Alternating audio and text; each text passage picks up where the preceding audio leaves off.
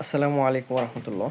আমি তারেক হোসেন, একজন health sector NGO কর্মী।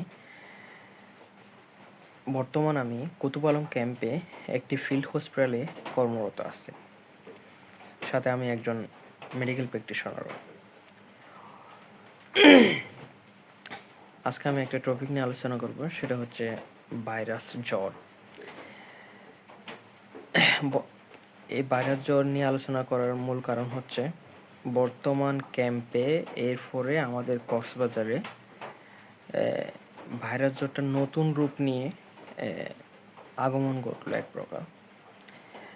মূলত হচ্ছে ভাইরাস জ্বরের সাথে তীব্র শরীর ব্যথা, এটা সবচাইতে বেশি।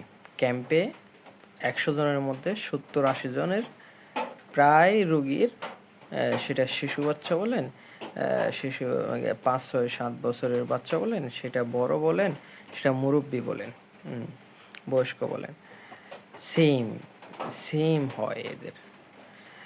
তো মূলত হচ্ছে এই ভাইরাস জ্বর ক্যাম্প থেকে দেখা গেছে আমাদের হোস্ট কমিউনিটি পর্যন্ত ছড়িয়ে পড়ছে। এটা আমি বলতে পারবো ক্যাম্প থেকে ছড়ছে এই ভাইরাস জ্বরটা। কারণ আমি তো চেম্বার করি, তো সেক্ষেত্রে চেম্বারেও দেখা যায় এরকম রুগী আসে। যেমন কি কালকেও আমার কয়েকটা রুগী আসলো আমার চেম্বারে, 2-3 জন ধরে ধরে আনে। তা আনার কারণটা হচ্ছে যে ও হাঁটতেও পারতেছে না ব্যথার জন্য, শরীর এত ব্যথা।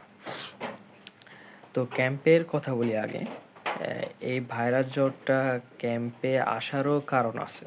আসারও কারণ বলতে সবচেয়ে বেশি যেটা হয় সেটা হচ্ছে অস্বাস্থ্যকর পরিবেশ। এরপর সামনে যে গরম পড়ছিল, এই সামনে গরমের মধ্যে এরা এরা মূলত হচ্ছে গরমের মধ্যে একদম বাজে লো কোয়ালিটির কোমল পানি খায়। তো এখন কোমল পানি নিয়ে জ্বরের কি সম্পর্ক?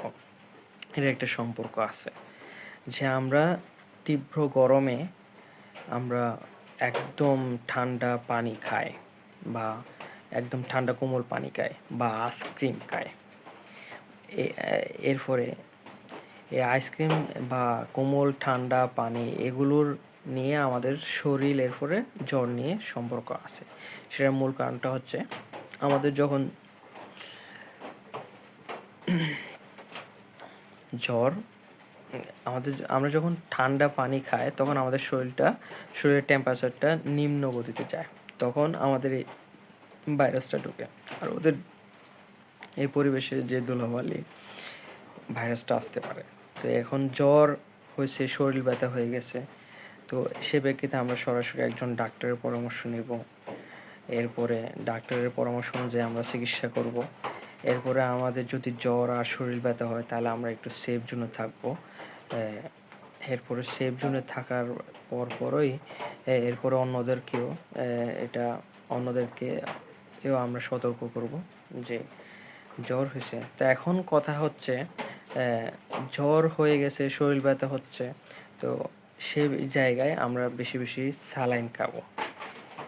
আমরা ঘন ঘন স্যালাইন খাইব। এরপরে লেবু শরবত খাবো।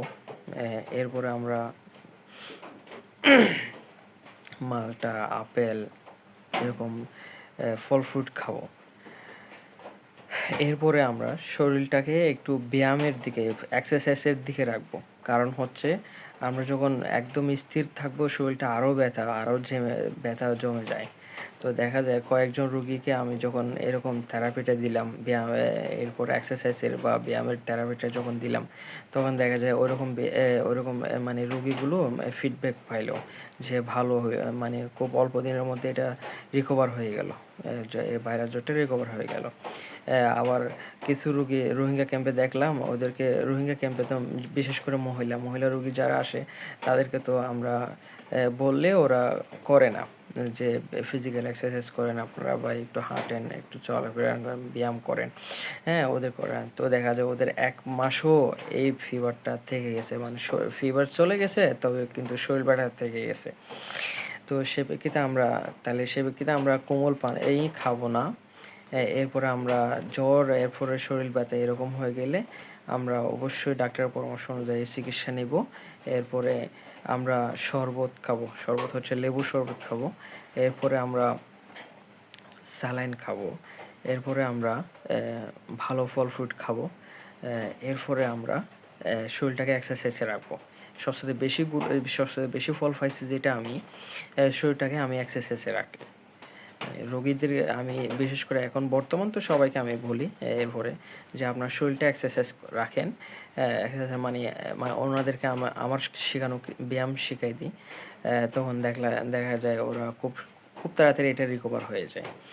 তো এখন এই টপিকটা মানে এই ভাইরাসটা আমাদের হোস্ট কমিউনিটিতে বর্তমানে আমাদের কক্সবাজারে আসার মূল কারণটা হচ্ছে যে আমরা যে এনজিও কর্মী আছি, বিশেষ করে যারা কমিউনিটি লেভেলে কাজ করে তখন তো ওদের রোহিঙ্গাদেরকে ধরা, এরপর রোহিঙ্গাদের একদম কাছ থেকে কাজ করতে হয়। বিশেষ করে আমরা মেডিকেল পার্সন আছি, তো আমাদেরও এরকম হয়।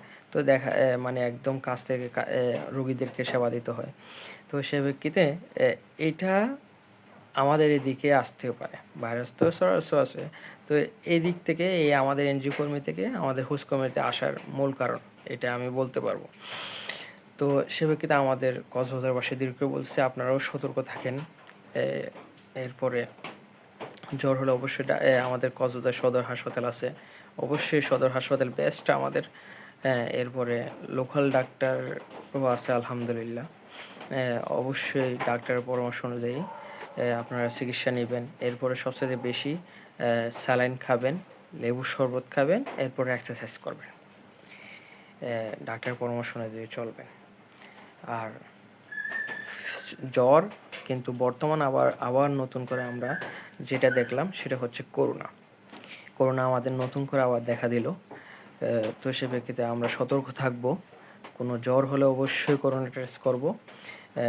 এরপরে করোনার যে উপসর্গগুলো ছিল সেগুলো অবশ্যই যদি কোনো 2-3টা সিমটমও আমরা পাই জ্বরের সাথে, তাহলে অবশ্যই আমরা করোনা টেস্টটা করে ফেলব। পজিটিভ হলে কন্টেইনমেন্টে থাকবো। এরপরে আমরা যাতায়াতের ক্ষেত্রে মাস্ক পরিধান করব। এরপরে দূরত্ব বজায় রাখবো। দেখা যায় কোনো আমরা যদি রাস্তাঘাটে যে কেউ হাসি দেয় তাহলে অবশ্যই এই হাসিটা থেকে মানে ওই মানুষটার থেকে একটু দূরে থাকবো। ও নিজে মাস্ক না পরে তাহলে আমরা দূর থেকে বলে দিই যে আপনি মাস্ক পরিয়েন, এরপরে সতর্ক থাকেন।